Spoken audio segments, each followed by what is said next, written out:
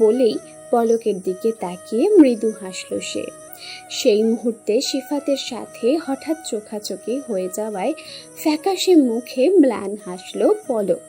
পলকের ফ্যাকাশে মুখটা সিফাতের নজর এড়ালো না, কিন্তু এটাকে সে খুব গভীরভাবেও নিল না, ক্লান্তি ভাব বলে ধরে নিল। কিন্তু তিয়ান ঠিকই বুঝতে পারল পলকের এই ফ্যাকাশে মুখের কারণটা ঠিক কি। ফলে যত দ্রুত সম্ভব সেখান থেকে চলে যাওয়ার কথা ভাবল সে। তাই সিফাতের সাথে আলাপচারিতা সংক্ষিপ্ত করার জন্য বলল, জি অবশ্যই, যার বিয়ে সে দাওয়াত দিলে নিশ্চয়ই আসবো। ধরে নিন যার বিয়ে সেই দাওয়াত দিচ্ছে আপনাকে। মৃন্ময়ী আর আমাকে এখন আলাদা ভাবার কিছু নেই, কি তাই তো মৃন্ময়ী? সিফাতের এহেন প্রশ্নে চমকে উঠল পলক। সহসা কি বলবে ভেবে পেল না, শুধু সিফাতের মুখ পানে চেয়ে মৃদু হাসল খানিক, মুখে কিছুই বলল না। পলকের এই হাসিকেই সিফাত তার প্রশ্নের হ্যাঁ বোধক জবাব ধরে নিল। সেও হাসল খানিক, তারপরেই আবার তিয়ানের দিকে তাকিয়ে বলল, নিন হয়ে তো গেল তাহলে। এবার আপনি অবশ্যই অবশ্যই আসছেন আমাদের বিয়েতে। বিয়েটা আমার ফার্ম হাউসে হবে, আর আমি চাইবো বিয়ের ওই কটা দিন আপনি আমাদের সাথেই আমাদের ফার্ম হাউসে থাকবেন। সিফাতের কথা পলকের অস্থিরতা অস্বস্তিকে বাড়িয়ে দিচ্ছে। শুধু একটা অনিচ্ছাকৃত চাপার রাগও হচ্ছে তার সিফাতের এহেন কাজের প্রতি। মনে মনে বলছে, কেন উনি বারে বারে বিয়েতে আসতে বলছেন তিয়ানকে, তাও আবার প্রতিটা ফাংশনে থাকার জন্য তারই ফার্ম হাউসে ইনভাইট করছেন। বড়লোক মানুষের কি আর খেয়ে দেয়ে কাজ নেই যে যাকে ইচ্ছা তাকেই এভাবে দাওয়াত করে নিতে হবে? আবার পর মুহূর্তেই ভাবল, আচ্ছা সিফাত যদি জানতো যে তিয়ান তার কেমন অতীত, তবে কি সত্যি এভাবে হেসে হেসে কথা বলতো তার সাথে, এভাবেই যেচে পড়ে দাওয়াত করতো তাদের বিয়েতে? এটা ভাবতেই এক রাশ চাপা কষ্ট নাড়া দিয়ে উঠল পলকের ভেতরটায়। ভাবনার ঘোর কাটল তিয়ানের কথায়। ইনভাইট যখন করেছেন তখন অবশ্যই চেষ্টা করবো সেটা রাখার। আফটার অল পুরনো বন্ধুর বিয়ে। বলেই আর চোখে একবার দেখল পলককে। তিয়ানের এমন কথা আর চাহনি অস্বস্তিতে ফেলে দিল পলককে। চকিতেই চোখ নামিয়ে নিল সে। আচ্ছা বেশ, তবে তাই কথা রইল, আপনি আসছেন আমাদের বিয়েতে? Yeah sure. বলেই ম্লান হাসল তিয়ান, তারপরেই আবার বলল, anyway I have to go now, অফিসে অনেক কাজ পড়ে আছে। See you again. Okay okay fine. Sifat বলল, okay then, stay well, bye. Bye. বলেই আরো একবার হালকা করে হাত করল সিফাত তিয়ানকে।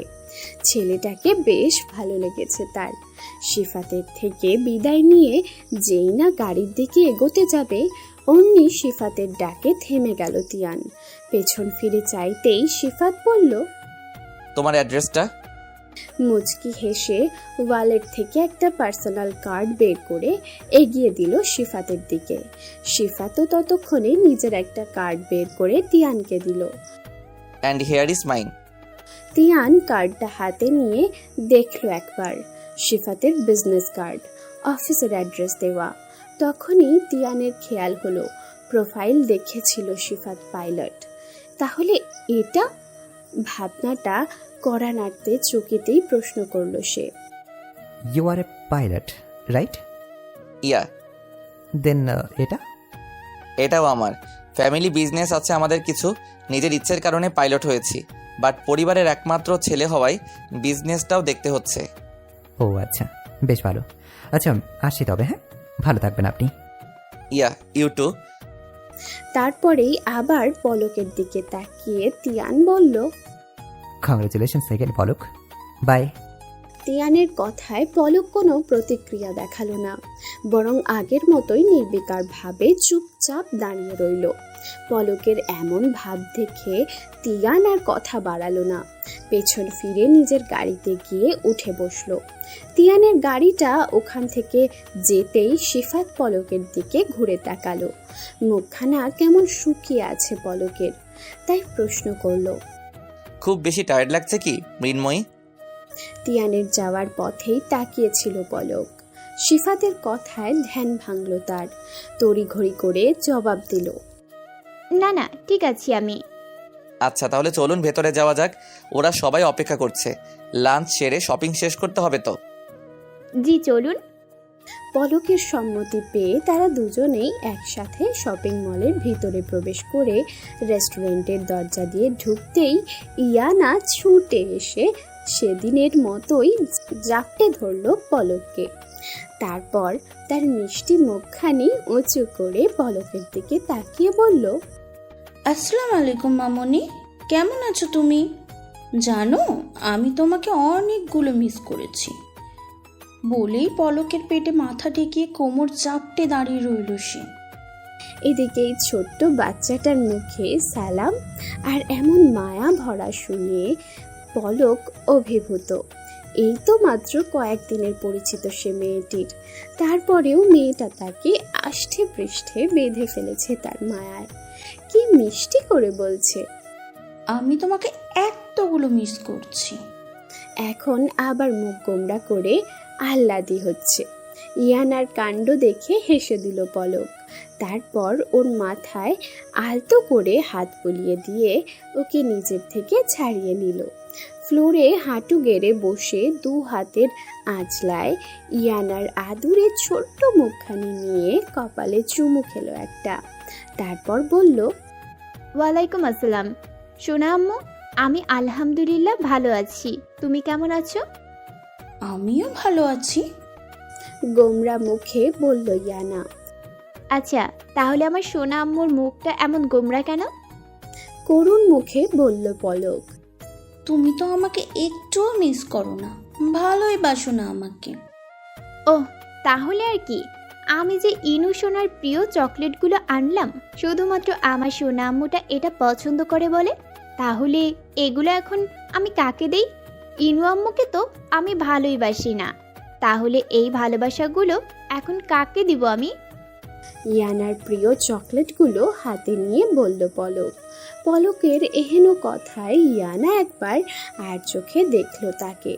তারপর চকলেটগুলো দেখেই খুশিতে ঝাঁপিয়ে পড়ে জাপটে ধরলো পলককে।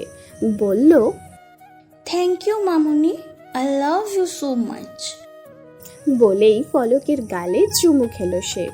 পলকও টুক করে ইয়ানার গালে একটু চুমু খেয়ে নিল। আর এদের এই আদর আহ্লাদ দেখে রেস্টুরেন্টের সবাই বেশ মুগ্ধ। সব থেকে বেশি খুশি রুকু। তার বড্ড চিন্তা ছিল ভাইয়ের বউকে নিয়ে। সিফাতের সাথে ইয়ানার সম্পর্ক কতটা গভীর সেটা তাদের পরিবার আত্মীয়দের সবাই বেশ ভালো করেই জানে। সেখানে সিফাতের বউ যদি ইয়ানাকে সিফাতের মতো ভালোবাসতে না পারে, মেনে না নেয় নিজের মেয়ের মতো, কিন্তু পলককে দেখে ওর সত্যিই বড্ড স্বস্তি লাগে। সিফাত নিজের জন্য সঠিক মানুষকেই বেছে নিয়েছে। মেয়েটার মনটা সত্যি মাটির মতো। এসব ভাবতে ভাবতেই সে এগিয়ে গেল পলকের দিকে। কাছে যেতেই ইয়ানাকে উদ্দেশ্য করে বলল, আম্মা, তোমার মামনিকে ছাড়ো এখন, সে তো মাত্রই এসেছে স্কুল থেকে, টায়ার্ড এখন। আগে লাঞ্চ করে নি, তারপর তুমি তোমার মামনির কাছে যেও, কেমন? আচ্ছা আম্মু। ইয়ানা বলল। তারপরই পলককে উদ্দেশ্য করে রুকু বলল, আসসালামু আলাইকুম পলক, কেমন আছো তুমি? রুকুর সালাম দেওয়া দেখে বেশ লজ্জা পেল পলক। সালামটা তারই আগে দেওয়া উচিত ছিল, কিন্তু ইয়ানার সাথে কথা বলতে বলতে সেই সুযোগটাই হলো না তার। তবুও মুচকি হেসে জবাব দিল, ওয়ালাইকুম আসসালাম আপু, আমি ভালো আছি। আপনি কেমন আছেন? আলহামদুলিল্লাহ ভালো আছি আমিও, এসো। বলেই হাত ধরে ওকে টেনে নিয়ে গেল তাদের বুক করা টেবিলে। সেখানে রিহান আর মিসেস রেহেনুমাও ছিল। তাদের দেখেও পলক সালাম দিয়ে কুশল বিনিময় করলো। তারপর রেহেনুমা বলল, সিফাত, বাবা তুই আর পলক লাঞ্চ করে নে, আমরা খেয়ে নিয়েছি। তোরা খেয়ে দে আয়, ততক্ষণে আমরা নিজেদের জন্য টুকিটাকি শপিং করে নিই, সেগুলো করে নি। তোদের খোলে কল দিস। আচ্ছা ঠিক আছে। সিফাত বলল। তারপরেই শিফাত আর পলককে রেখে বাকিরা বেরিয়ে গেল শপিংয়ের জন্য। তারা যেতেই শিফাত বলল, আপনি ঠিক আছেন তো মৃন্ময়ী? জি হ্যাঁ ঠিক আছি আমি। কেন? না মানে বেশ টায়ার্ড লাগছে আপনাকে, মুখটা শুকিয়ে আছে। ও না, I am fine. Okay, but I think আপনি চোখে মুখে পানি দিলে, আই মিন খানিকটা ফ্রেশ হয়ে নিলে ভালো লাগতো আপনার। বলেই চুপ হয়ে গেল পলক। শিফাতের ঠিক ভালো লাগছে না পলকের হাবভাব, মনে হচ্ছে সে কিছু নিয়ে চিন্তিত। তারপরেও নিজেকে স্বাভাবিক রেখে পলককে ওয়াশরুমের দিকটা দেখিয়ে দিল, আর পলকও আর বেশি কিছু না বলে চলে গেল ফ্রেশ হতে। ওয়াশরুমের আয়নার সামনে দাঁড়িয়ে আছে পলক। কান্না করার ফলে চোখ খানিকটা লাল হয়ে আছে। নিজেকে যখনই আয়নায় দেখছে, শপিং মলের বাইরে ঘটা ঘটনাটা বারবার চোখের সামনে ভেসে উঠছে। দম বন্ধ লাগছে তার। বারে বারে শুধু এটাই মনে হচ্ছে যে কেন এতগুলো বছর পর তার অতীত তার সামনে এলো। ভুলেই তো গেছিল প্রায়, কিন্তু আবার সেই মুখ, সেই মানুষটার মুখোমুখি হতে হলো তাকে। অথচ সামনেই তার বিয়ের কথাটা মনে হতেই একবার শিফাতের কথা মনে হলো তার। শিফাতকে কি বলে দেবে সবটা? বলা তো উচিত তার। যার সাথে সারা জীবন থাকবে তাকে তো সব বলে কয়ে নেওয়া উচিত। আর যাই হোক, এই বিষয়টাকে তো জানানো উচিত, নয়তো ঠকানো হবে শিফাতকে। আর এটা সে কি করে করবে? মনে মনে এসব ভাবছে পলক। ঠিক তখনই মস্তিষ্কের ভেতর থেকে কে যেন বলল, এত ভাবার কি আছে পলক? তোমার এই অতীত তুমি আর তিয়ান ছাড়া কেউ তো জানে না। আর তিয়ান নিজেই তো তোমায় অস্বীকার করেছিল, একলা ছেড়ে দিয়েছিল, মুখ ফিরিয়ে নিয়েছিল তোমার থেকে। যখন তোমার তাকেই সবচেয়ে বেশি প্রয়োজন ছিল, কই তখন তো একবারও সে তোমাকে ধরে রাখতে চায়নি। নিজের ভালোর কথা ভেবে একলা করে দিয়েছিল। এরপর তো যোগাযোগও রাখেনি, কোনো মনে রাখেনি তোমাদের অনুভূতিগুলো। আজও তো দেখলে কতটা স্বাভাবিক সে। তুমি আর তার বিশেষ কেউ ছিলেই না কখনো। তাছাড়া 3 বছর আগেই এই অতীত তুমি নিজের মাঝেই দাফন করে নিয়েছিলে। এতদিনে সেটা সময়ের আস্তরণে চাপা পড়ে নিঃশেষ হয়ে গেছে তোমার ভিতর। কোনো অস্তিত্ব নেই এখন আর এটার। তাহলে কেন পুরনো কবর খুদে নিজের ভবিষ্যৎকে নষ্ট করতে চাইছো? কোনো দরকার নেই এর, চুপ করে থাকো। কিন্তু পরক্ষণেই মন বলল, তুমিই তো বলো পলক, সত্যি লুকিয়ে যাওয়া মিথ্যা বলার থেকেও ভয়ঙ্কর। তাহলে আজ স্বার্থপর লোভী হচ্ছ কি কারণে? কেন লুকাবে তোমার এই সত্য ওই মানুষটার কাছ থেকে? এইটা জানা তো তার অধিকার। মন আর মস্তিষ্কের দোলাচলে যখন পলক ক্রমশ অস্থির হয়ে উঠছিল, ঠিক তখনই জোর আওয়াজে তার ব্যাগে থাকা ফোনটা বেজে উঠল। বাস্তবে ফিরে এলো সে। তড়িঘড়ি করে চোখ মুছে ব্যাগ থেকে ফোনটা বের করলো। দেখলো শিফাত কল করেছে। শিফাতের নামটা দেখতেই এক রাশ অপরাধবোধ এসে ঘিরে ধরল তাকে। তবুও নিজেকে যথাসম্ভব স্বাভাবিক করে নিয়ে রিসিভ করলো কলটা। আর রিসিভ করতেই ওপাশ থেকে উৎকণ্ঠায় ভরা শিফাতের গলা পাওয়া গেল। হ্যালো মৃন্ময়ী, কোথায় আপনি? লাস্ট 15 মিনিট যাবত ওয়েট করছি আমি আপনার। এবার তো টেনশন হচ্ছে রীতিমতো। সরি, আসলে আমি ফ্রেশ হচ্ছিলাম, তাই একটু দেরি হয়ে গেল। আসছি এখনই আমি। ওকে ফাইন, কাম ফাস্ট। বলেই ফোন রেখে দিল পলক। তারপর চোখে মুখে বেশি করে পানির ছিটা দিল সে। এরপর আয়নায় দেখল নিজেকে। কিছুটা স্বাভাবিক লাগছে এখন। মুখটা মুছে ফিরে গেল টেবিলে। পলককে দেখেই বেশ বিচলিত হয়ে গেল শিফাত। চোখ মুখ কেমন লাল হয়ে আছে। কেঁদেছে কি মেয়েটা? কিন্তু কেন? এই প্রশ্নটা মাথায় আসতেই চকিতেই সে পলককেও জিজ্ঞেস করলো, আপনার কি শরীর খারাপ লাগছে মৃন্ময়ী? কই না তো। বলেই ম্লান হাসল সে। তবে কেঁদেছেন কেন? শিফাতের এমন সরাসরি প্রশ্নে ঘাবড়ে গেল পলক। শিফাত কি করে জানলো সে যে কেঁদেছে? এখন কি বলবে সে? কিন্তু কিছু তো বলতে হবে, নইলে আরও সন্দেহ হবে তার। তাই খানিকটা ইতস্তত করে বলল, না, আসলে এমন কিছু না। ওই একটু মাথা ব্যথা করছিল, আর মাথা ব্যথা করলে আমার চোখ লালচে হয়ে আসে একটু, এটা কোনো ব্যাপার না। বলেই ব্যাপারটা এড়িয়ে যাওয়ার জন্য মৃদু হাসল পলক। কিন্তু এতে সিফাতের মনের খটকা দূর হলো না।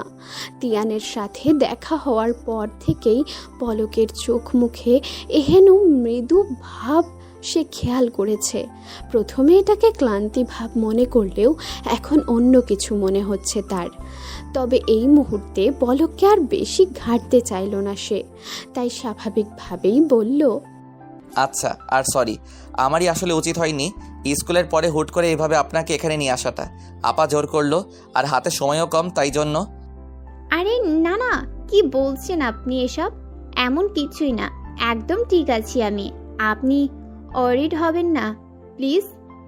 ওকে ফাইন, এখন তাহলে লাঞ্চ করে নিন, তারপর আপনাকে বাসায় ড্রপ করে দিয়ে আসবো। বাসায় গিয়ে রেস্ট নিলেই দেখবেন ঠিক লাগবে। না, সেটার দরকার নেই। যে কাজের জন্য এসেছি সেটা করে শেষ করেই বাড়ি ফিরবো, সমস্যা নেই। আজ পলককে বেশ অন্যরকম লাগছে সিফাতের কাছে। কেমন যেন অস্থির লাগছে তার মেয়েটাকে। কিছু নিয়ে কি টেনসড মেয়েটা, নাকি সে যা বলছে তাই সত্যি বলে মেনে নেবে সে? মনে মনে এসব ভাবলেও মুখে কিছু বলল না সে, বরং লাঞ্চের পরে গরম কফি অর্ডার করলো পলকের জন্য। এতে যদি মেয়েটা একটু রিলিফ ফিল করে। তবে পলকের এমন অবস্থা দেখে ভেতরে ভেতরে সত্যিই বেশ উদ্বিগ্ন হলো সে, কিন্তু বাইরে সেটা প্রকাশ করলো না সিফাত। চুপচাপ লাঞ্চ শেষ করে তারা বেরিয়ে গেল শপিংয়ের জন্য। হ্যালো, আসসালামু আলাইকুম দুলা ভাই। বেশ উচ্ছ্বসিত স্বরে খানিক টেনে টেনে বলল নিশাত।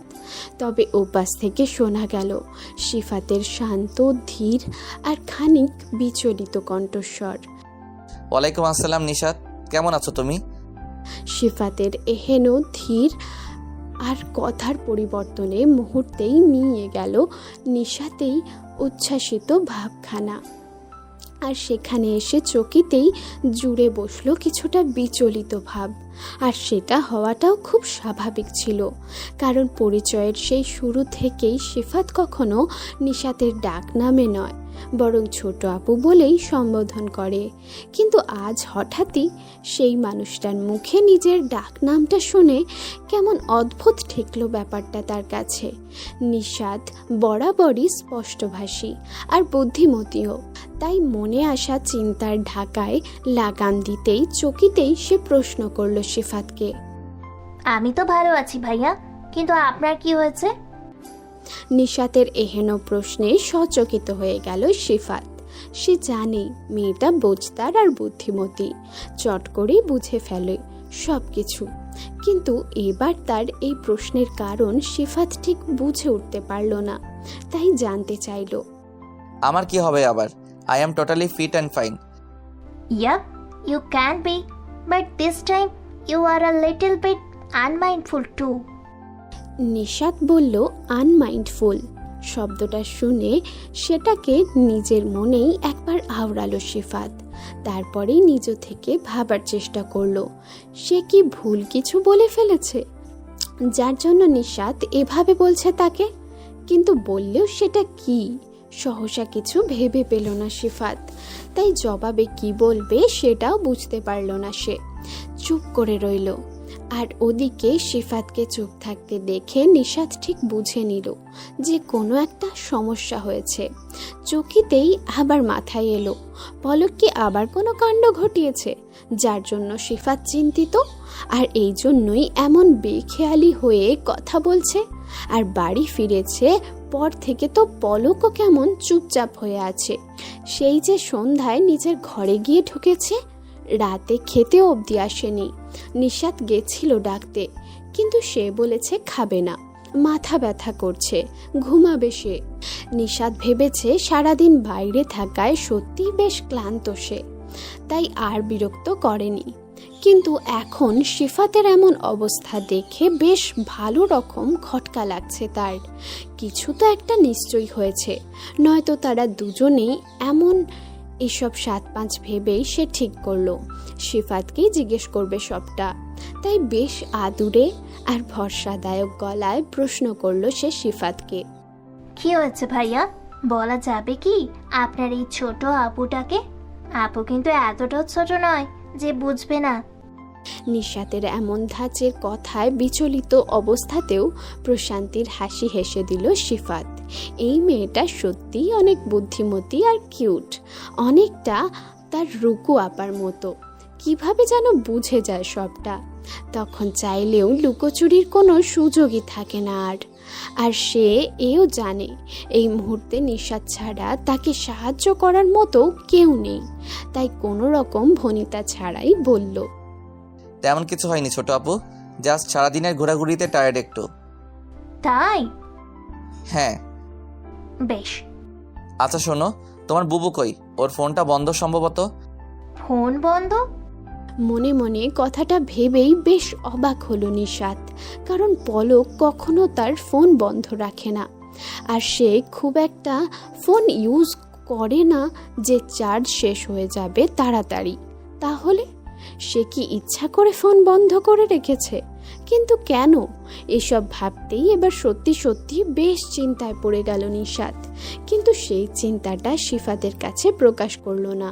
তাই ব্যাপারটা খানিক এড়িয়ে যেতেই স্বাভাবিকভাবেই বলল, ফোনে বোধহয় চার্জ শেষ হয়ে গেছে, নয়তো বুবু কখনো ফোন বন্ধ করে রাখে না।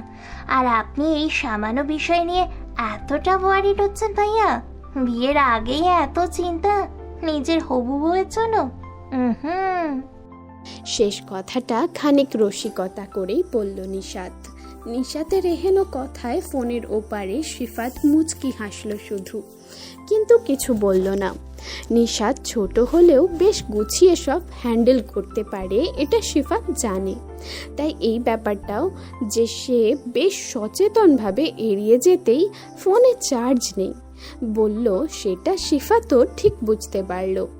তার চিন্তাটা কম হলো না কিছুতেই। তাই সরাসরি নিশাতকে বলল, মৃন্ময়ী কি ঘুমিয়ে গেছে? নয়তো একটু কষ্ট করে ফোনটা ওকে দিয়ে এসো প্লিজ, একটু দরকারি কথা ছিল আমার। সিফাতের এমন সহজ সাবলীল ভাবে কথা বলায় এবার পুরো দমে মিইয়ে গেল নিশাত। ব্যাপারটা তবে সত্যি সিরিয়াস কিছু, নয়তো সিফাত এতটা জরুরি খোঁজ লাগাতো না পলকের। তাই তড়িঘড়ি করেই বলল, আহা, আপনি একটু ওয়েট করুন, আমি যাচ্ছি ওর ঘরে। বলেই পা বাড়ালো পলকের ঘরের উদ্দেশ্যে। পলকের ঘরটা বাসার একেবারে শেষ মাথায়। নিশাতের ঘর থেকে বেরিয়ে একটা লম্বা করিডোর পেরিয়ে মুখোমুখি ঘরটায় পলক থাকে। খুব দ্রুত পায়ে গেলেও সেকেন্ড 20 সময় লাগে, কিন্তু নিশাত এক প্রকার দৌড়েই গেল পলকের ঘরটায়। খুব আস্তে করে নব ঘুরিয়ে দরজা খুলে ভিতরে ঢুকে গেল। ঘরে সবুজ রঙের একটা ড্রিম লাইট জ্বলছে। তার মৃদু আলোতেই নিশাত দেখতে পেল কপালে হাত রেখে চোখ বুজে লম্বা হয়ে শুয়ে আছে পলক। ঘরের বাকি সব দরজা জানলাও বন্ধ করে রেখেছে মেয়েটা। কিছুটা বড় হবার পর থেকেই বাকি 2 বোনের সাথে একই ঘরটাতেই থেকেছে সে এত বছর। বোধবুদ্ধি হওয়ার পর থেকে তাদের বড় বোন অন্তরার সাথে নিশাতের কখনোই এতটা সখ্যতা গড়ে ওঠেনি যতটা পলকের সাথে হয়েছে। বলতে গেলে অন্তরা বরাবরই একটু একরোখা স্বার্থপর স্বভাবের ছিল। নিজের আগে কখনোই সে পলক আর নিশাতকে গুরুত্ব দেয়নি।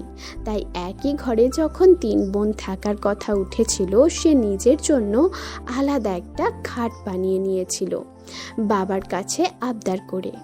একমাত্র ছেলের পরে প্রথম আর বড় মেয়ে হওয়ার সুবাদে তাদের বাবা সব সময় একটু বেশি স্নেহ করত অন্তরাকে।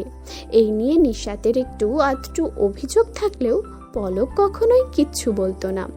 আর পলকের এমন নিঃস্বার্থ স্বভাবের প্রভাবে পড়ে একটা সময় নিশাতও ছেড়ে দিয়েছিল সেসব অভিযোগ করা। কারণ বাবার আর বড় বোনের থেকে খুব বেশি স্নেহ ভালোবাসা না পেলেও তার আর এক বোন, একমাত্র ভাই আর মা সেটা পুষিয়ে দিয়েছে। কিন্তু অন্তরা চলে যাওয়ার পরে যখন পলকের বিয়ে ভাঙার জের ধরে ভাইটাও আলাদা হয়ে গেল, তখন ভাইয়ের খালি ঘরটায় জায়গা হলো নিশাতের। তাই এই 3 বছর আগেও বেশ কয়েকটা বছর তার এই বোনের খুব কাছাকাছি থেকেছে সে। খুব ভালো করেই জানে বোনের স্বভাব আর প্রতিটা অভ্যাস। ঠিক সেই কারণেই পলককে এভাবে শুয়ে থাকতে দেখেই সে বুঝে গেল পলক কোনো কিছু নিয়ে চিন্তিত। কারণ কেবল কোনো কিছু নিয়ে খুব বেশি চিন্তায় পড়লে মন খারাপ কিংবা অস্থিরতায় পলক এভাবেই কপালে হাত রেখে চোখ বুজে শুয়ে থাকে। পলকের শোয়ার ভঙ্গিমায় নিশাত এটাও বুঝে গেছে যে পলক একটুও ঘুমিয়ে নেই। তাই কোনো আড়ম্বনা ছাড়াই খট করে সুইচ টিপে রুমের আলো জ্বালিয়ে দিল। আচমকা ঘরে এত তীব্র আলোর রেশ সচকিত করলো পলককেও। চোখের উপর থেকে হাতটা সরিয়ে চোখ পিটপিট করে তাকালো।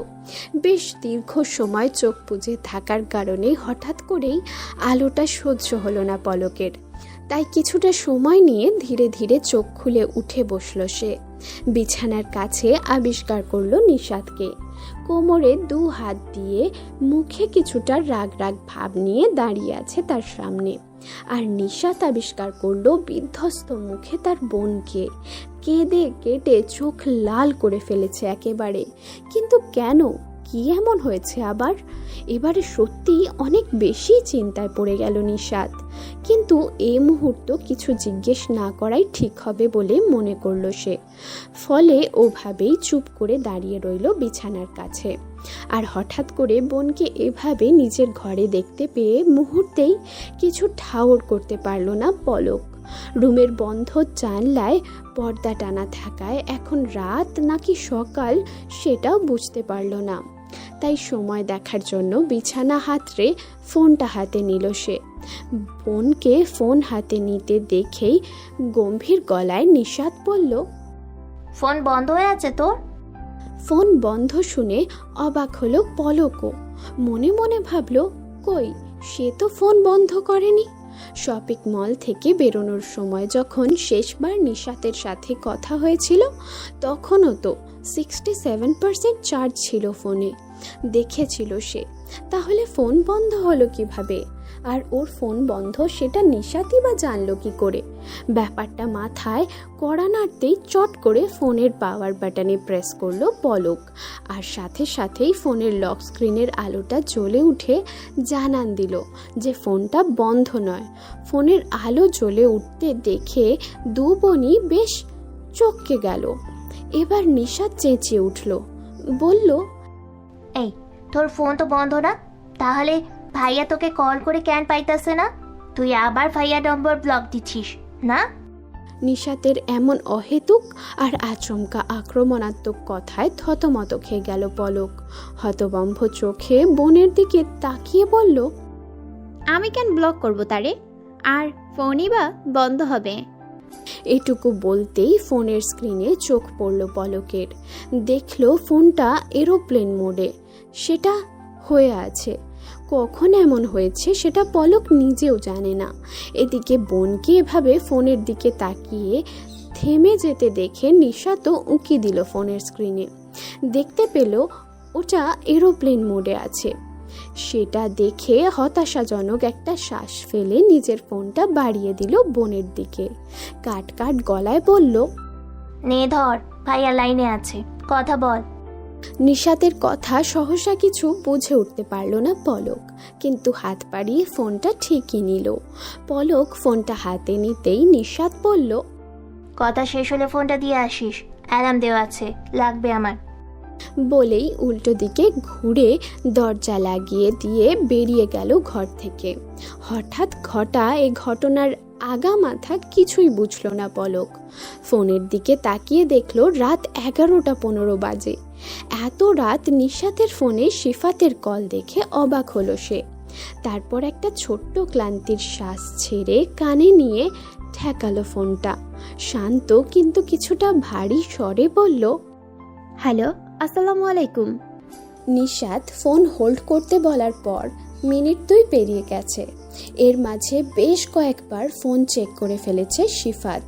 লাইনেই আছে, কিন্তু ফোনের ওপারে না নিশাত আর না পলকের কোনো সাড়া পাওয়া যাচ্ছিল, যা ক্রমশ শিফাতের উদ্বিগ্নতা আর অস্থিরতার কারণ হয়ে উঠছিল। তবে শেষমেশ পলকের এমন শান্ত ধীর কণ্ঠ পেয়ে ভেতরের অস্থিরতাটা খানিকটা কম হলো তার, কিন্তু তার উদ্বিগ্নতা কমল না একটুও। তারপরও নিজেকে ধাতস্থ করে যথাসম্ভব স্বাভাবিক গলায় সালামের জবাব দিল। ওয়ালাইকুম আসসালাম বলেই চুপ হয়ে গেল। শুধু তার উদ্গ্রীবতা মিশ্রিত নিঃশ্বাসের শব্দ শুনতে পেল পলক, কিন্তু বুঝল না সেটার অর্থ। কিছু সময় দুজনেরই নীরবতায় কাটল। পলক ঠিক কী বলবে সেটা বুঝে উঠতে পারছিল না, আর শিফাত নিজের উদ্গ্রীবতা পলকের কাছে প্রকাশ করতে চাইছিল না বলেই তার মনে চলা প্রশ্নটাও সরাসরি জিজ্ঞেস করতে পারছিল না পলককে। আজ শপিংয়ের পুরোটা সময় বেশ চুপচাপ ছিল পলক, যদিও এমনিতেই সে বেশ শান্ত স্বভাবের। তারপরেও তার এই শান্ত ভাব আজ বেশ অস্বাভাবিক লাগছিল শিফাতের কাছে। তার চোখ মুখের অমন অবস্থা দেখে মিসেস রেহেনুমা, রুকু তারা সবাই জিজ্ঞেসও করেছিল তার শরীর খারাপ লাগছে কিনা, কিন্তু সে বারবার হাসি মুখে না বলে এড়িয়ে গেছে ব্যাপারটা। বাড়িতে ড্রপ করে দিতে আসার পুরোটা সময়ও সে সিটের সাথে হেলান দিয়ে একপাশে মাথা কাত করে চোখ বুজেছিল। শিফাত ভেবেছিল ক্লান্ত সে, মাথা ব্যথাও ছিল, তাই বেশি কিছু বলেনি তখন। বাসার সামনে এসেও চুপচাপ নেমে গেছে গাড়ি থেকে। শিফাতকেও ভালো মন্দ কিছু বলেনি, অনেকটা অন্যমনস্কভাবেই চলে এসেছিল সে। বাড়িতে না ঢোকা পর্যন্ত পলকের চলে যাওয়াটা এক ধ্যানে দেখেছে শিফাত। পলক একবারও ফিরে তাকায়নি। কিছুটা এলোমেলো পায়েই হেঁটে হেঁটে বাড়ির ভিতরে চলে গিয়েছিল, আর তারপরে একটা হতাশার শ্বাস ফেলে শিফাতও ফিরে এসেছিল। কিন্তু বাড়ি ফেরার পরেও তার মনের অস্বস্তি কমেনি একটুও। ভিতরে ভিতরে ঠিকই চিন্তায় ছিল পলককে নিয়ে। রাতে ফ্রি হয়ে একবার খোঁজ নেওয়ার কথা ভাবতেই কল করেছিল পলকের নাম্বারে, কিন্তু 1 ঘন্টা লাগাতার ট্রাই করার পরেও যখন কল কানেক্ট হলো না, তার চিন্তা উদ্বিগ্নতায় পরিণত হলো। তাই না পারতে বাধ্য হয়ে নিশাতকেই কল করতে হয়েছে তার। কিন্তু এত কিছুর পরে পলকের এমন ভারী গলার স্বর শুনে তার মনে হচ্ছে মেয়েটা বোধহয় খুব কেঁদেছে। শরীর কি বেশি খারাপ করলো নাকি? কথাগুলো ভাবতে ভাবতেই সে বলল, ফোন বন্ধ কেন আপনার? অ্যারোপ্লেন মোডে চলে গিয়েছিল, খেয়াল করিনি আমি, তাই। ফোনের ডেটা অন করুন। জি। অবুঝ স্বরে প্রশ্ন করল পলক। এরোপ্লেন মোড অফ করে ডেটা অন করুন ফোনের। কেন? এত প্রশ্ন কেন করছো মৃন্ময়ী? বেশ গম্ভীর স্বরে বলল শিফাত, যেটা শুনে নিমিষেই দমে গেল পলক। তাড়াহুড়ো করে বলল, জি জি করছি। বলেই কল কেটে দিল শিফাত। ফোনের ডেটা অন করার কয়েক সেকেন্ডের মাথায়ই শিফাতের থেকে ভিডিও এলো। হঠাৎ করে ভিডিও কল দেখে ভরকে গেল পলক। কিছুটা সময় নিয়ে রিসিভ করলো কলটা। রিসিভ করার পর স্ক্রিনে পলকের মুখটা ভেসে উঠতেই শিফাতের মনে হলো কেউ যেন খুব জোরে খামচে ধরেছে তার পাঁজরে। চিনচিনে ব্যথায় জর্জরিত হচ্ছে ভেতরটা। কি অসম্ভব রকম এলোমেলো হয়ে আছে পলকের টলটলে মুখটা। বেশ অনেকক্ষণ ধরে চাপা কান্নার ফলে তা শুকিয়ে দাগ হয়ে আছে। মনে হচ্ছে ভেজা মাটির গায়ে খুব জোরে আঁচড় কেটেছে কেউ। চুলগুলো এলোমেলো হয়ে আছে। পলককে যখন এভাবে খুঁটিয়ে খুঁটিয়ে দেখতে ব্যস্ত শিফাত, ঠিক তখনই তার চোখ পড়ল পলকের গলায়। ডান পাশে 3টা সূক্ষ্ম ভাঁজের মাঝ বরাবর কালো রঙের ছোট্ট একটা তিলটা। ছোট্ট হলেও বেশ গাঢ় হওয়ায় কাছ থেকে স্পষ্ট বোঝা যাচ্ছে ওটা। এই তিল সে আগে কখনো দেখেনি, দেখবেই বা কী করে? পলককে সে যতবার মুখোমুখি দেখেছে ততবারই ওড়না দিয়ে মাথা থেকে প্রায় শরীরের অনেকটাই ঢাকা থাকতে দেখেছে। আর তার সিঁথির দুপাশের লম্বা চুলের কারণে মুখটাও অর্ধেকটা ঢাকা থাকে, তাই এই তিলটা দেখা যায় না। আর পাঞ্চিনির দিন যখন পলকের ঘরে দেখা হয়েছিল তাদের, মাথায় আঁচল না থাকলেও পলকের মুখটা নিচু করে রাখায় সেদিনও খেয়াল করেনি যখন সে পলককে দেখেছিল।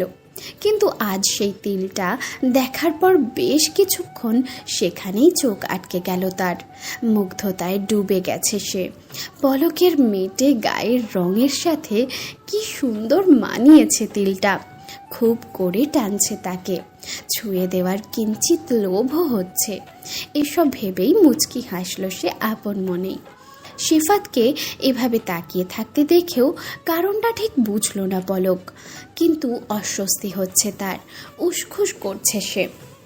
পলকের এহেন অবস্থা দেখে হুঁশ হলো সিফাতের, আর সেই সাথে চৌকিতেই তার এটাও খেয়াল হলো পলকের গায়ে ওড়না নেই, সেজন্যই তিলটা এতটা স্পষ্ট দেখা যাচ্ছে। চট করেই চোখ নামিয়ে নিল সে, কিন্তু আগের মতোই গম্ভীর গলায় বলল, আপনার ওড়না কই মৃন্ময়ী? সিফাতের মুখে আচমকা এমন একটা অপ্রত্যাশিত কথা শুনে হকচকিয়ে গেল পলক। সেকেন্ড কয়েক সময় লাগলো তার ব্যাপারটা বুঝতে, আর সিফাত ঠিক কী বলেছে সেটা মাথায় ক্যাচ করতেই থতমত খেয়ে গেল পলক। নিজের দিকে চাইতেই চক্ষু চড়ক গাছ হলো তার।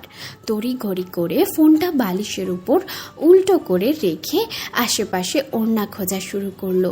একটু খোঁজার পরেই খাটের কোণায় ঝোলানো অবস্থায় পেল সেটাকে। চট করে নিয়েই ভালোভাবে মাথা সহ শরীরে জড়িয়ে নিল ওটাকে। ওড়না ঠিকঠাক করতে করতেই ব্যাপারটা কি ঘটলো সেটা মনে হতেই লজ্জায় গুটিয়ে গেল পলক। চোখ খিচে বন্ধ করে জোরে শ্বাস নিল একবার, উদ্দেশ্য নিজেকে ধাতস্থ করা। এরই মাঝে ফোনে সিফাতের গলার আওয়াজ পাওয়া গেল। মৃন্ময়ী? মৃন্ময়ী ডাকটা শুনতেই চট করেই চোখ খুলল পলক। পাশ ফিরে বালিশের উপর রাখা ফোনটা হাতে নিল সে। যথাসম্ভব স্বাভাবিক স্বরেই বলল। পলকের সাড়া পেয়ে চোখ তুলে চাইল ফোনের স্ক্রিনে। এই মৃন্ময়ীটা তার চেনা। কিঞ্চিত হাসল সে মনে মনে। তার চোখের তারায় উঁকি দিল সে হাসি, তবে সেটা পলকের চোখে পড়ল না। পড়বেই বা কী করে? পলক যে চোখ নামিয়ে রেখেছে। একটু আগে ঘটা ঘটনার জন্য লজ্জায় চোখ তুলে তাকাতে পারছে না সে সিফাতের মুখ পানে। পলককে এভাবে দেখে সিফাতও বুঝতে পারল একটু আগের ঘটনায় লজ্জা বেশ পেয়েছে তার মৃন্ময়ী। আর এটাই স্বাভাবিক। শিক্ষিত আর আধুনিক চিন্তাধারার মেয়ে হলেও নম্রতা ভদ্রতার একটুও কমতি নেই মেয়েটার মাঝে। অথচ নম্র ভদ্র এই শান্ত মেয়েটার মাঝেই বন্দি আছে কত কত রহস্য, অব্যক্ত কথা। হয়তো আছে অনেকটা চাপা যন্ত্রণাও, কিন্তু বাইরে সে এসবের কিছুই প্রকাশ করে না। বাইরে বাইরে নিজেকে শক্তপোক্ত দেখায়, অথচ ভালোবাসা দিয়ে আলতো করে ছুঁয়ে দিতে পারলেই ভেজা মাটির মতোই নরম হয়ে ওঠে সে। এসব ভাবতে ভাবতেই মুচকি হাসি ফুটে উঠল তার ঠোঁটের কোণে। তারপরে বলল, দেখে এদিকে তাকান, দেখতে দিন আমার মৃন্ময়ীকে। আমার মৃন্ময়ী। কথাটা শুনে চমকে চোখ তুলে তাকালো সে ফোনের স্ক্রিনে। ঠান্ডা কিছু একটা যেন বয়ে গেল তার শির দ্বারা বেয়ে।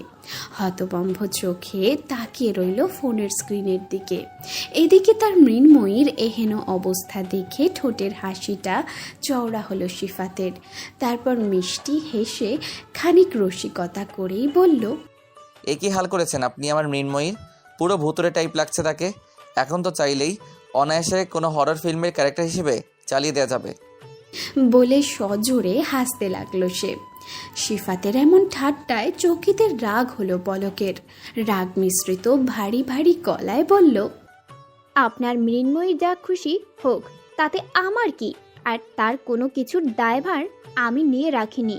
তাই তাকে ভুতুরে লাগুক আর সত্যি সত্যি সে মরে ভূত হয়ে যাক, তাতে আমার কিচ্ছু যায় আসে না। বলেই একটা ভেঙচি কেটে মুখ অন্যদিকে ফিরিয়ে নিল পলক। খুব দ্রুত ঘটল ব্যাপারটা। পলকের শেষ কথাটায় বেশ মেজাজ চড়ে গেল সিফাতের, যদিও সে জানে এটা পলক সজ্ঞানে ভেবে চিনতে বলেনি। তারপরেও সে তার মৃন্ময়ীকে নিয়ে এভাবে বলেছে বলে রাগ লাগছে তার। কিন্তু এখন পলকের এই অবস্থায় তাকে আর রাগ দেখাতে চাইছে না সে।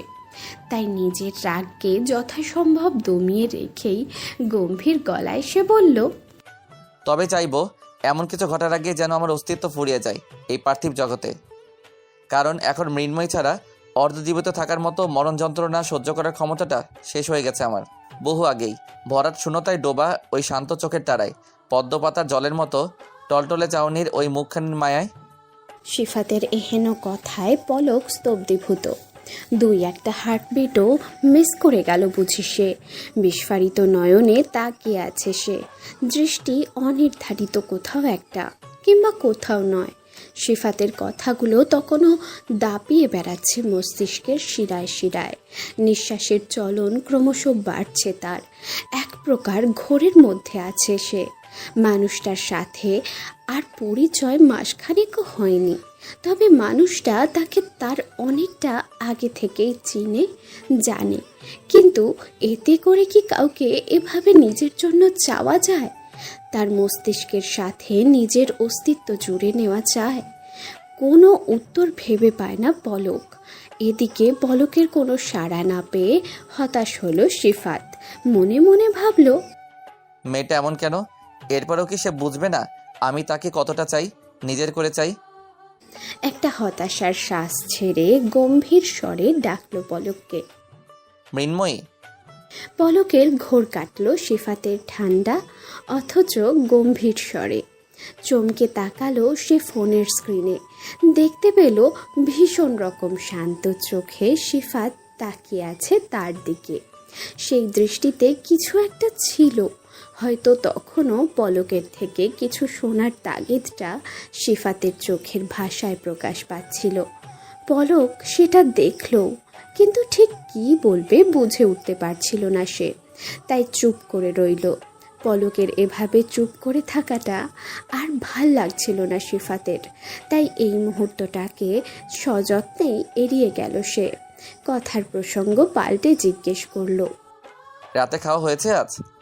একটা ছোট শ্বাস ফেলল পলক। তারপর স্বাভাবিকভাবেই উত্তর করল সে, না, আপনি খেয়েছেন? পলকের প্রশ্নের কোনো জবাব দিল না সিফাত। চাইলেও পলকের প্রতি হওয়া হতাশাকে পুরোপুরি এড়িয়ে যেতে পারছে না সে। তাই পলকের প্রশ্নকে ঝাঁপিয়ে গিয়ে বলল, যান ফ্রেশ হয়ে আসুন, তারপর খেয়ে আমাকে জানান। সিফাতের এই কথায় বোকার মতো ফ্যালফ্যাল করে তাকিয়ে আছে পলক। তা দেখে সিফাত আবারও বলল, কি হলো? কি বললাম আমি? নামো বিছানা থেকে, হারিয়াপ। শেষ কথাটা একটু জোরেই বলল সিফাত, ধমকের স্বরে। না চাইতেও কি একটা চাপার রাগ কাজ করছে তার ভেতর। তার এহেন ধমকে কেঁপে উঠল পলক। তারপর বাধ্য মেয়ের মতো তড়িঘড়ি করে নেমে গেল বিছানা থেকে, ছুটল ওয়াশরুমের দিকে। একটা দীর্ঘশ্বাস বেরিয়ে এলো সিফাতের ভেতর থেকে। পলক নেই ফোনের ওপারে। ভালো লাগছে না তার কিছু। এটাকে পুড়িয়ে নিঃশেষ করা প্রয়োজন। তাই আস্তে করে ফোনের লাইনটা কেটে দিয়ে উঠে দাঁড়ালো সে। উদ্দেশ্য ব্যালকনিতে গিয়ে সিগারেট খাওয়া। বেডসাইড টেবিল থেকে সিগারেটের প্যাকেটটা হাতে নিতে যাবে, অমনি ল্যাপটপে একটা ইমেলের নোটিফিকেশন টোন বেজে উঠল। প্যাকেটটা রেখে ল্যাপটপের কাছে এগিয়ে গেল সে। এয়ারলাইন্স এজেন্সি থেকে ইমেল এসেছে। হঠাৎ এ সময় ইমেল দেখে ভ্রু কুঁচকে গেল সিফাতের। কিঞ্চিত কৌতূহল নিয়েই ওপেন করলো সেটা। একটা নোটিশ দিয়ে ইমেলটা করা হয়েছে। ইমেলটা পড়ার পর হতাশাটা আরও বেড়ে গেল তার। খানিকটা দোটানায় পড়ে গেল সে। খানিকটা সময় চুপ করে বসে রইল, ভাবলো কিছু একটা। তারপর আবারও ডায়াল করলো পলকের নাম্বারে। ব্যাপারটা পলককে জানানো দরকার। তার মতামতটাও জরুরি, ভীষণ জরুরি। ওয়াশরুম থেকে মাত্রই ফ্রেশ হয়ে এসেছে পলক। ড্রেসিং টেবিলের সামনে বসে চুল আঁচড়াচ্ছে। এরপর খেতে যাবে সে। ঠিক সেই সময়েই ফোনটা বেজে উঠল আবারও। মিনিট 10 মাঝেই আবার সিফাতের কল দেখে তটস্থ হলো পলক। সময় নিয়ে রিসিভ করলো ফোনটা। মৃদু স্বরে হ্যালো বলতেই সিফাতের শান্ত কণ্ঠে জিজ্ঞেস করলো, খাওয়া হলো? না, এই তো যাচ্ছিলাম মাত্রই, অমনি আপনি ফোন করলেন। ও, কেমন খাপছাড়া শোনালো সিফাতের কণ্ঠটা। জি। আচ্ছা, যান তাড়াতাড়ি। আর খাওয়া শেষ করে এসে কল করবেন আমাকে, একটা ইম্পর্টেন্ট বিষয় ডিসকাস করার আছে। কোনো জরুরি কথা আলোচনা করবে এটা ভেবে কিছুটা চিন্তায় পড়ে গেল পলক নিজেও। জিজ্ঞেস করলো, কি কথা বলুন আপনি, আমি পরে গিয়ে খেয়ে নিব, সমস্যা নেই কোনো। না, আপনি ধীরে সুস্থে খেয়ে আসুন, এসে নক দিন, আমি অপেক্ষা করব। কিন্তু আপনি। বলতে বলতে মৃন্ময়ী, এত বেশি বকো কেন মাঝে মাঝে? যেটা বললাম করো সেটা, যাও এখনই। বিরক্তি মাখা স্বরে আর বেশ কড়া গলায় বলল সিফাত, যেটা মুহূর্তেই কিঞ্চিত ভয় পাইয়ে দিল পলককে। মনে মনে ভাবল, উনি কি রেগে আছেন কোনো কারণে? নয়তো আজ বারবার এভাবে বিনা মেঘের বজ্রপাতের মতো আমার উপর গর্জে উঠতেছে কেন? দূর, আজ দিনটাই খারাপ আমার। তারপর আগের মতো শান্ত স্বরে বলল, আচ্ছা। যান এবার। বলেই ফোন রেখে দিল সিফাত। পলকও আর কথা না বাড়িয়ে চলে গেল ডাইনিং রুমে। 2 দিন পর সিফাতের বাসার বড় লিভিং রুমটায় একত্রিত হয়ে বসে আছে বাসার সব সদস্যরা। সকলেরই মুখ গম্ভীর, শুধুমাত্র সিফাতের বাবা ইস্তিয়াক আলম আর সারা বাদে। তাদের ভাব এমন যে যেটা ঘটেছে তাতে তাদের খুব একটা কিছু যায় আসে না। তারা সোফায় বসে আরামসে চায়ে চুমুক দিচ্ছে আর নিজেদের মতো নিউজ পেপার আর মোবাইল ঘাঁটছে। তবে বাকিদের মুখে চিন্তার ভাব স্পষ্ট। একরকম গুমোট পরিবেশ বিরাজমান। সিফাতের কোলে ইয়ানা আজ সকাল সকাল ফোন করে রেহানা, সারা, জাহিরুল আর রুকুকে বিকালে বাসায় আসার জন্য জরুরি তলব করে আনা হয়েছে। সিফাতের কি যেন জরুরি কথা আছে। রিহান অফিসিয়াল মিটিংয়ের জন্য দেশের বাইরে গেছে গতকাল। তবে তার মা রেহানা আর তাদের মামা জাহিরুল সাহেব এসেছেন। সবাই চুপচাপ বসে আছে বেশ কিছুক্ষণ যাবৎ। তারপর নীরবতা ভেঙে মিসেস রেহেনুমা বললেন, তোর আবার বছর না গেলেই হয় না? জীবনে সুযোগ তো সবসময় আসে না রে বাবা। তোর আবার বছর না গেলেই হয় না? জীবনে সুযোগ তো সবসময় আসে রে বাবা। এদিকে প্রায় সবাইকে বলা হয়ে গেছে, এখন পোস্টপন করলে কেমন দেখায় না ব্যাপারটা? আমি কথা বলেছি এজেন্সির সাথে, লিস্টটা আগেই করা হয়েছে, যেতেই হবে। অনেকটা বড় সুযোগ এটা আমার জন্য, আমি চাইলেই এটা ছেড়ে দিতে পারি। কিন্তু সেটার থেকে বড় কথা, এর আগে ইরেসপন্সিবল বিহেভিয়ারের জন্য আমাকে সাসপেন্ড করা হয়েছিল। সেটা একটা ব্যাড রেকর্ড আমার ক্যারিয়ারের জন্য। আর এখন যদি এই ট্রেনিংটাও ক্যান্সেল করে দেই শুধুমাত্র বিয়েটার জন্য, তাহলে এটা আরেকটা ব্যাড রেকর্ড হয়ে দাঁড়াবে আমার ক্ষেত্রে। বলো, জানো এটা? সিফাতের কথা শেষ হতেই পাশ থেকে জিজ্ঞেস করলো রুকু। হ্যাঁ, ইমেল পাওয়ার পরেই বলেছি ওকে। তো ও কি বললো? ওর কোনো আপত্তি নেই, তবে আমার ফ্যামিলি থেকে ব্যাপারটা ওর ফ্যামিলিতে জানাতে বলেছে। তারপর মিসেস রেহেনুমাকে উদ্দেশ্য করে বলল, মা, তুমি একবার ফোন করে নয়তো ও বাড়ি গিয়ে ওদের সাথে আলোচনা করে নিও। তাছাড়া বিয়েটা তো আর ক্যান্সেল হচ্ছে না, জাস্ট মাস দেড়েক পিছাচ্ছে। আর হ্যাঁ, তোমাদের বা তাদের যদি কোনো আপত্তি না থাকে তবে আমি রেজিস্ট্রি করেও যেতে রাজি আছি। পরে না হয় ফাংশন করে অফিসিয়ালি বিয়েটা হলো আবার। আচমকা এভাবে আকদের কথা শুনে চমকে উঠল সবাই। ব্যাপারটা সত্যি ভেবে দেখার মতো। বিয়েটা ঘরোয়াভাবে হয়ে থাকলেও হয়, খারাপ বলেনি সিফাত। মনে মনে ভাবলেন মিসেস রেহেনুমা। তারপর চিন্তিত স্বরে বললেন, হ্যাঁ রে, দেখি কাল যাবো ওদের বাড়ি, কথা বলে দেখি। যদি সত্যি আকত করতে চায় তবে ওদের তো গোছ কাছের একটা ব্যাপার আছে। এদিকে বিয়ের কার্ডও ছাপানো হয়ে গেছে। কি একটা অসময়ে যে তোর ট্রেনিংটা পড়লো রে বাবা, ধুর। শেষ কথাগুলো খানিক বিরক্তির সুরেই বললেন তিনি। তারপর তার স্বামী ইস্তিয়াককে উদ্দেশ্য করে বললেন, হ্যাঁ গো, কাল কখন বাড়ি যাবে গো?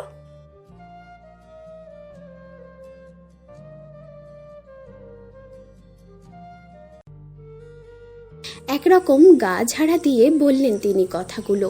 এই বিয়ে নিয়ে তার শুরু থেকেই বেশ আপত্তি।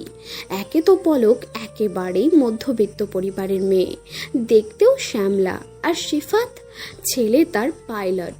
এই যে ট্রেনিংয়ে যাচ্ছে, এরপরে সে সিনিয়র পাইলট হয়ে যাবে, সাথে নিজেদের ফ্যামিলি বিজনেসও আছে তার, দেখতেও মাশাআল্লাহ। আর তার তুলনায় পলক সাধারণ মধ্যবিত্ত পরিবারের মেয়ে, বাবা একটা সরকারি স্কুলের হেডমাস্টার। এই মেয়ে কি তাদের বংশ, পরিবার, সোশ্যাল স্ট্যাটাস এসবের সাথে যায় নাকি? তবু শুধুমাত্র সিফাতের একরোখা জেদের কারণে বিয়েটা হতে দিচ্ছেন তিনি। কিন্তু কোনো আয়োজন অনুষ্ঠানের ব্যাপারগুলো থেকে তিনি নিজেকে গুটিয়ে রেখেছেন। এমনকি পাঞ্চিনির দিনও উনি ইচ্ছা করেই শহরের বাইরে মিটিংয়ে গিয়েছিলেন, যেন অনুষ্ঠানে উপস্থিত থাকতে না হয়। আর এখন বিয়েটা যে পিছিয়ে যাচ্ছে, এতেও তার কোনো চিন্তা নেই। ঠিক এমন করেই বাবার মতোই নাক উঁচু স্বভাব সারারও। এই বিয়েটা নিয়ে সেও চরম নাখোশ। তার অবশ্য অন্য একটা কারণও আছে। সে চেয়েছিল তার একমাত্র ননদ মাহির সাথে সিফাতের বিয়েটা দিতে। দেখতে সুন্দরী, হাই ক্লাস ফ্যামিলির মেয়ে মাহি, পরিবারের একমাত্র মেয়ে হওয়ায় অপার আদর আহ্লাদ, স্বাধীনতায় কিছুটা বকে যাওয়া মেয়েও বটে। সারার বিয়ের সময় থেকেই মাহি ভীষণ পছন্দ করে সিফাতকে। তার শ্বশুরবাড়ির লোকজনও একরকম এটাই চেয়েছিল। সারা নিজেও প্রস্তাব রেখেছিল এ বাড়িতে সিফাত আর মাহির বিয়ের, কিন্তু সিফাত না করে দিয়েছিল। তার কারণ মাহির মতো হাই সোসাইটির মডার্ন মেয়ে তার পছন্দ নয়। বলতে গেলে ব্যক্তিগতভাবে মাহিকেই তার পছন্দ নয়। আর মাহিকে রিজেক্ট করে পলকের মতো মধ্যবিত্ত ঘরের সাধারণ মেয়েকে বিয়ে করতে চাওয়ায় পলককে সে কিছুতেই মেনে নিতে পারেনি।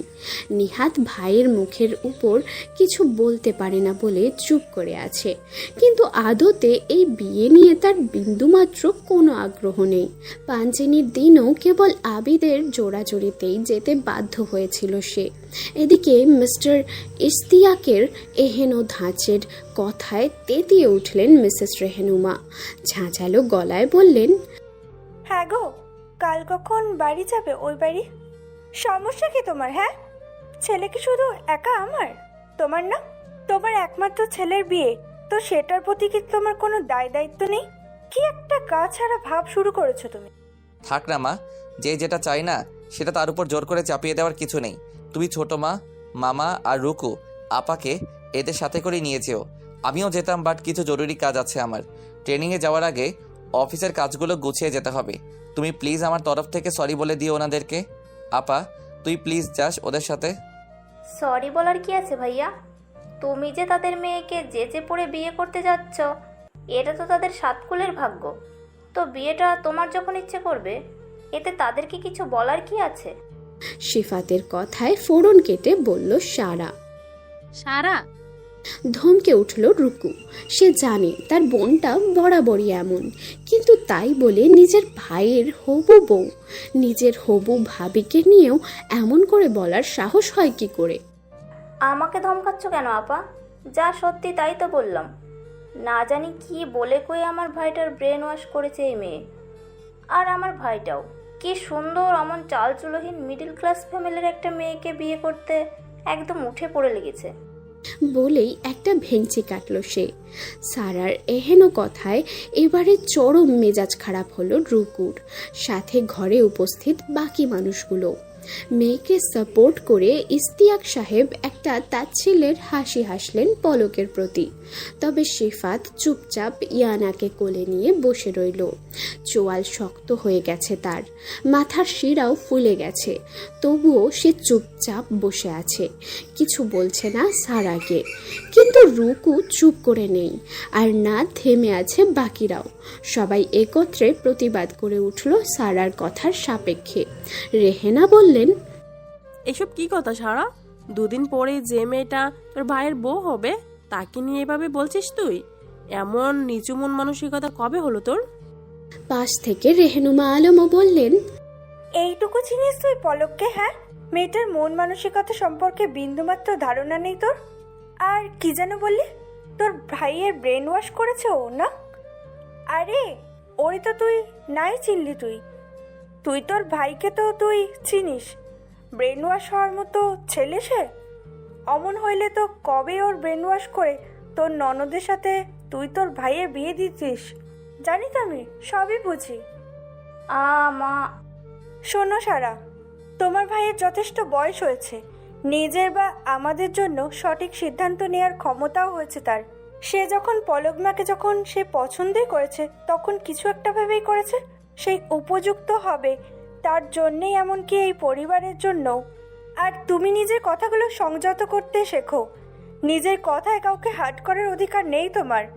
এই শিক্ষা আশা করি আমার বোন বা পরিবার কেউ তোমাকে দিয়েছে। সারা তার মায়ের কথার পিঠে কিছু বলতে যাচ্ছিল, কিন্তু তার আগে তাকে থামিয়ে দিয়ে উক্ত কথাগুলো বললেন তার মামা জাহিরুল সাহেব। মা, ছোট মা, বাদ দাও এসব। অশিক্ষিত মানুষকে কিছু বলে বোঝানো গেল না। শিক্ষিত মানুষকে তার নিজের ধারণা বাইরে কিছু বোঝানো যায় না। তোমরা বরং কাল একবার যেও ওদের বাড়িতে, কথা বলে দেখো তারা কি করতে চায় এখন। আপা, তুই প্লিজ যাস ওদের সাথে, পলকের সাথে কথা বলিস। যদিও আমি বুঝিয়ে বলেছি আর জানিও যে ও বুঝেছে ব্যাপারটা, তারপরেও তুই প্লিজ একটু। ডোন্ট ওয়ারি ভাই, আমি কথা বলবো পলকের সাথে। বলেই একটা শুকনো হাসি দিল। ভাইয়ের এমন হাসির মানেটাও রুকু ঠিক বুঝল। ভাই তার ভেতরে ভেতরে অনেকটা হার্ট হয়েছে আজ। একে তো বিয়েটা পিছিয়ে গেল, তার উপর সারার কথাগুলো। এত সব ভেবে একটা ছোট্ট শ্বাস বেরিয়ে এলো রুকুর ভেতর থেকে। নিজের কথা শেষ করেই উঠে দাঁড়ালো সিফাত। ইয়ানা অনেকক্ষণ আগেই ঘুমিয়ে গেছে তার কোলেই, তাই ঘুমন্ত অবস্থাতেই তাকে কোলে নিয়েই সিঁড়ির দিকে পা বাড়ালো। যাওয়ার আগে রুকুকে বলে গেল, আজ রাতটা এখানে থেকে যা আপা, কাল এখান থেকে চলে যাস ওদের বাড়িতে। ইয়ানাকে আমার ঘরে নিয়ে গেলাম, উঠলে পাঠিয়ে দিব তোর কাছে। তারপর সিঁড়ি বেয়ে উঠে গেল নিজের ঘরে যাওয়ার জন্য।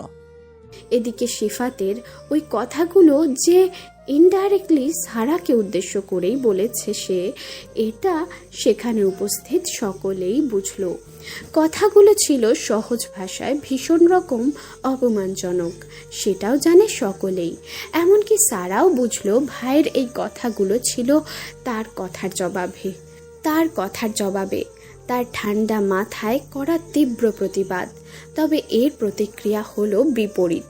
ফলাফল ভেতর ভেতর অপমানে আরও কিছুটা হিংস্র হয়ে উঠল সারা। আর তার সব রাগ ক্ষোভ গিয়ে জড়ো হলো পলক নামের মেয়েটার প্রতি। 3 দিন হলো সিফাত ট্রেনিংয়ের জন্য ইউএস চলে গেছে। 1 মাস চলবে ট্রেনিং, তারপর ফর্ম্যালিটি শেষ করে দেশে ফিরতে সময় লেগে যাবে আরও কয়েকটা দিন। সে আকদ করে রেখে যাওয়ার প্রস্তাব দিলেও পলকের বাবা সেটা নাকচ করেছেন।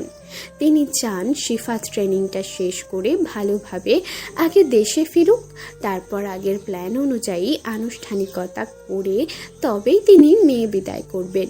তাছাড়া 1 মাস পর বিয়ে হওয়ায় বিয়ের প্রস্তুতি আর খরচ নিয়েও বেশ চিন্তায় ছিলেন তিনি। যদিও সিফাতদের পক্ষ থেকে বিয়ে নিয়ে তেমন কোনো চাহিদা নেই, অনুষ্ঠানটাও তাদেরই ফার্ম হাউসে হচ্ছে, তবুও সামাজিকতা বলে একটা ব্যাপার থেকে যায়।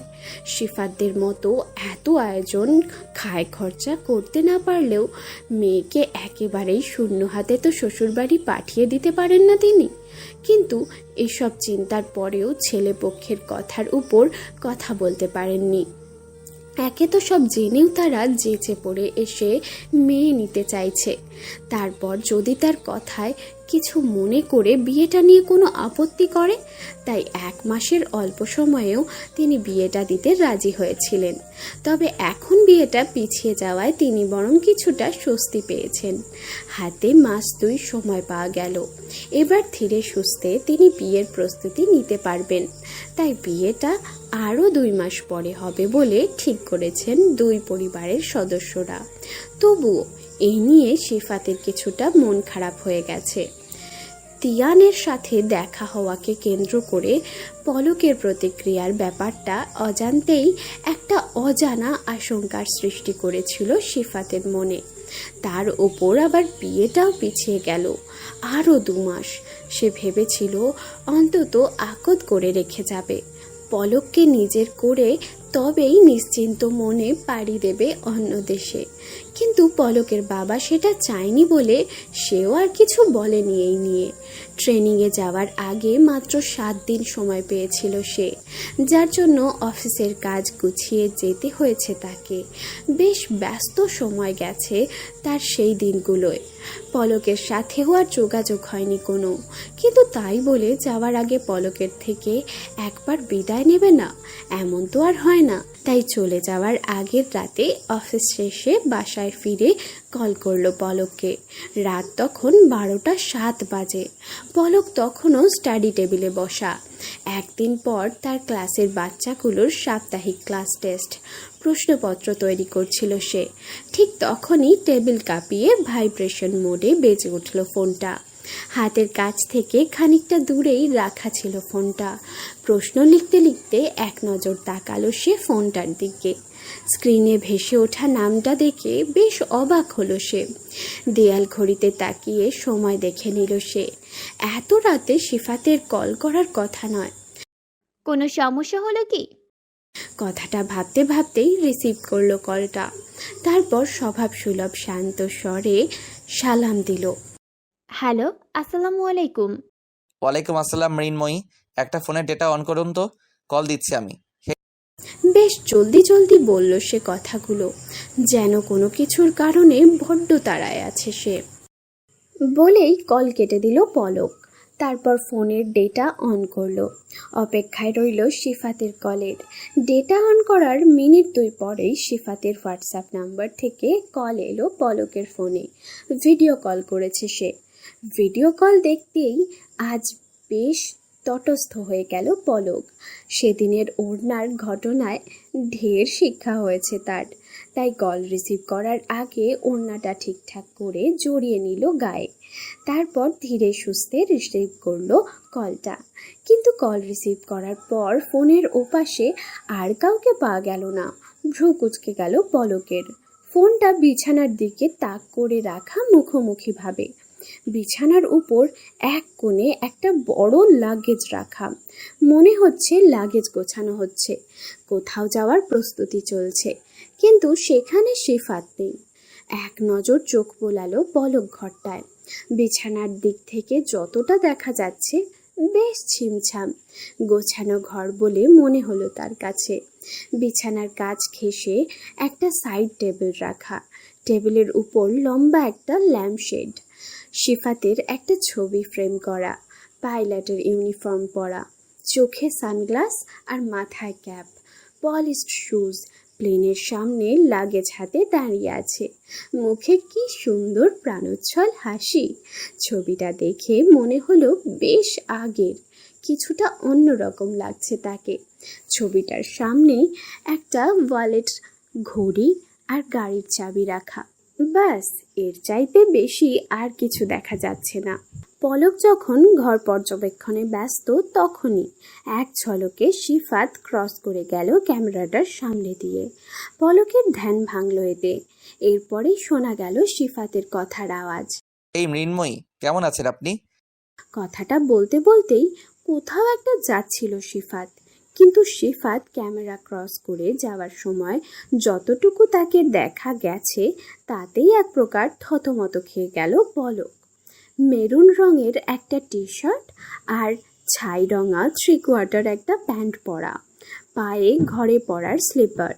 প্যান্টের কারণে হাঁটু থেকে সিফাতের ফর্সা লোমশ পায়ের বেশ অনেকটাই দেখা যাচ্ছে, যেটা দেখেই পলকের চক্ষু চড়ক গাছ। 2-1টা হার্টবিটও মিস করলো সে। লজ্জায় দ্রুত চোখ সরিয়ে নিল। মনে মনে বলল, সমস্যা কি এই মানুষটার? যখন দেখো আমাকে লজ্জায় ফেলার উপক্রম করে, সেদিন ওড়না আর আজ। ভাবতেই লজ্জায় খিঁচে চোখ বুজে এলো তার। একটা ছোট্ট শ্বাস ফেলে ধাতস্থ করলো নিজেকে। এরপর সিফাতকে অনুসরণ করে চাইলো বিছানার দিকে। এবারে ক্যামেরার সামনে স্থিরভাবে দেখা মিলল সিফাতের। বেশ লম্বা চওড়া এই মানুষটা। লাগেজের সামনে দাঁড়ানোর ফলে এখন আর পাগুলো দেখা যাচ্ছে না সেভাবে। যাক, এবার আর অস্বস্তি হবে না মানুষটার দিকে তাকাতে ভেবেই মৃদু হাসলো পলক নিজ মনে। তারপর পূর্ণ দৃষ্টি মেলে তাকালো সে সিফাতের দিকে। ভাঁজ করা কয়েকটা টি শার্ট হাতে নিয়ে দাঁড়িয়ে আছে লাগেজের সামনে, হয়তো লাগেজে ভরার জন্যই এনেছে। তা দেখে পলক ভ্রু কুঁচকে তাকিয়ে আছে সিফাতের দিকে। মূলত সিফাতের হাতের দিকে তাকিয়ে আছে সে। পলকের ওভাবে তাকিয়ে থাকা দেখে তার দৃষ্টি অনুসরণ করে সেও তাকালো তার হাতের দিকে। তারপর এক গাল হেসে দিয়ে খানিক উঁচিয়ে পলককে টি শার্টগুলো দেখিয়ে বলল, প্যাকিং চলছে, কাল সকালের ফ্লাইট, অথচ অফিসের কাজের ব্যস্ততায় প্যাকিংটাই করা হয়নি এখনো। বলেই টি শার্টগুলো লাগেজে গুছিয়ে রাখতে ব্যস্ত হয়ে গেল সে।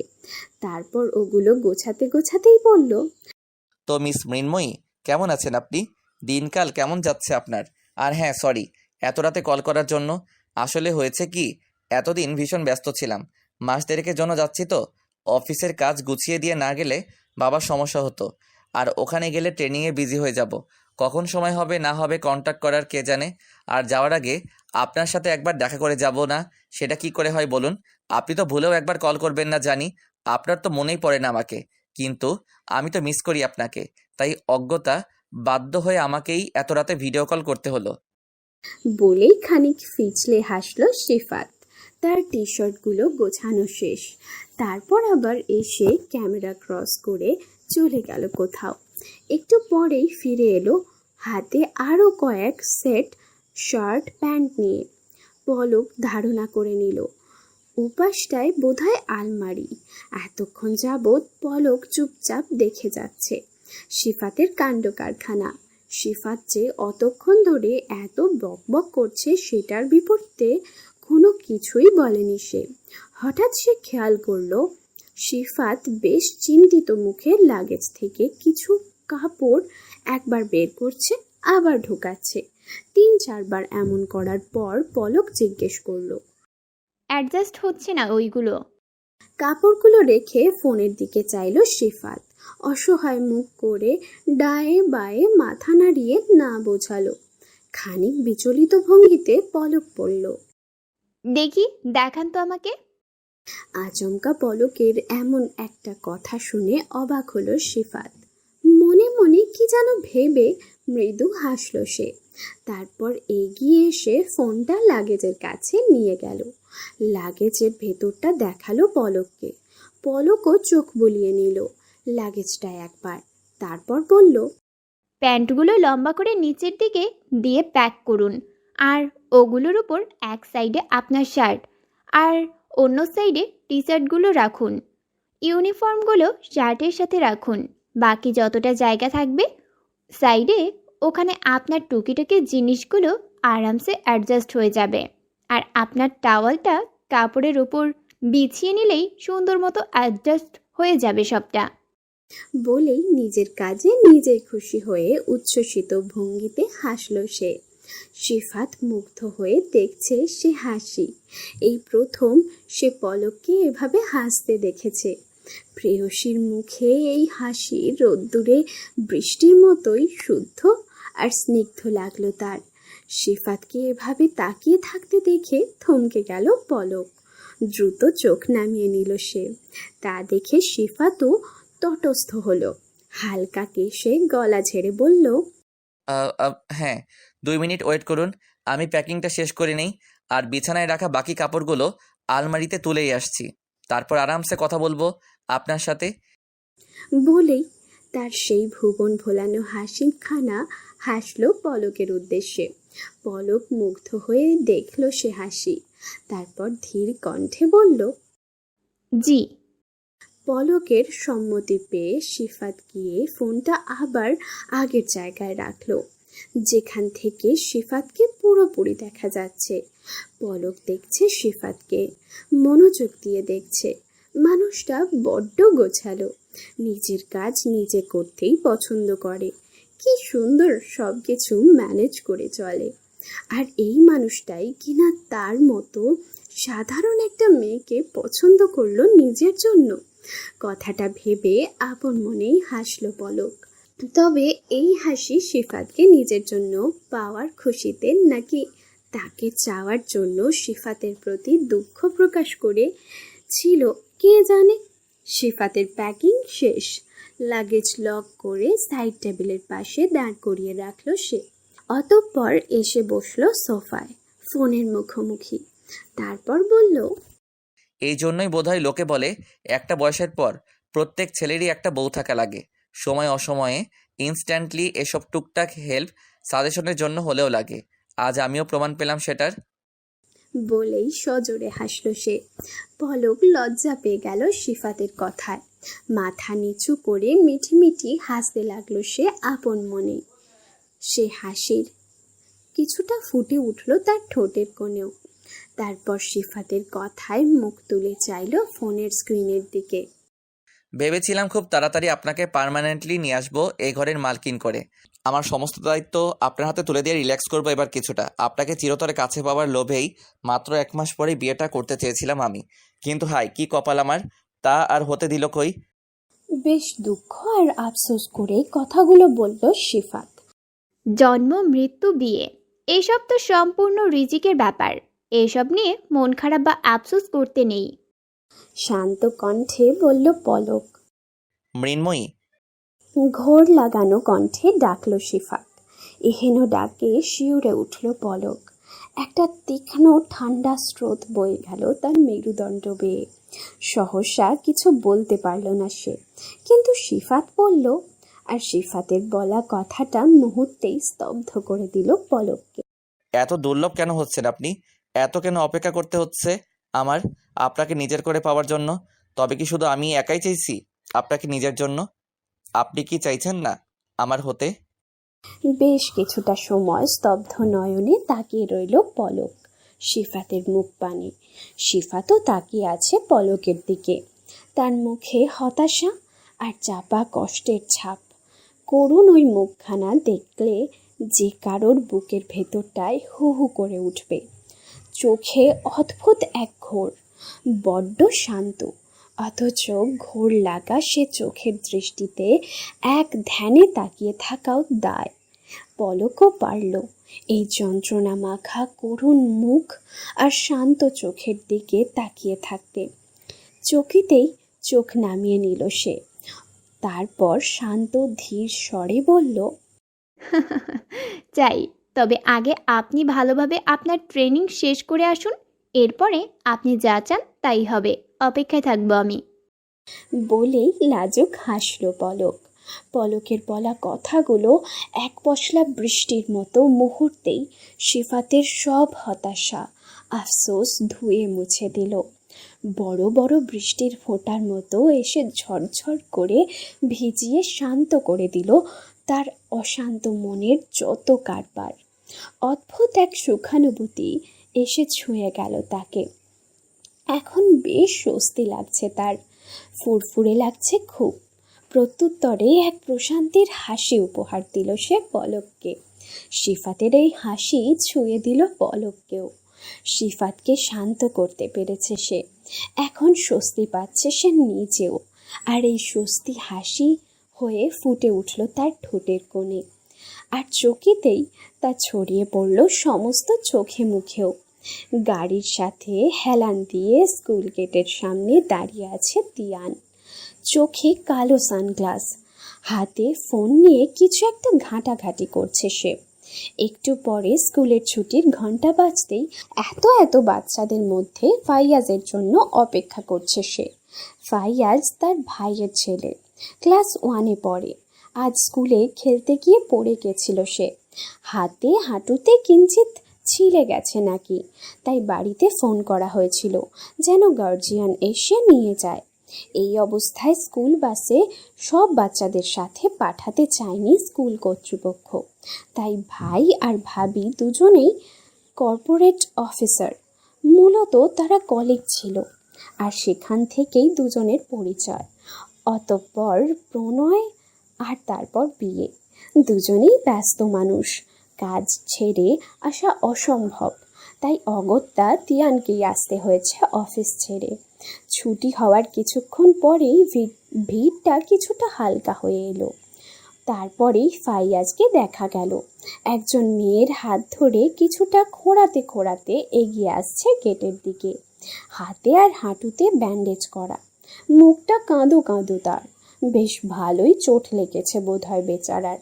কিছুটা কাছে আসতেই মেয়েটাকে সেটাও অবগত হলো তিয়ান। মেয়েটা আর কেউ নয়, পলক। কিছুটা সময়ের জন্য থমকে গেল সে, অবাক নয়নে চেয়ে আছে পলকের দিকে। আচমকা আবার এখানে পলকের সাথে তার দেখা হয়ে যাবে সেটা সে কখনোই ভাবেনি। চোখের সানগ্লাসটা খুলে সোজা হয়ে দাঁড়ালো সে। গায়ের ব্লেজারটাও টেনে টুনে খানিকটা ঠিক করে নিল। প্রায় একেবারে কাছাকাছি আসতেই ফাইয়াজকে জিজ্ঞেস করলো,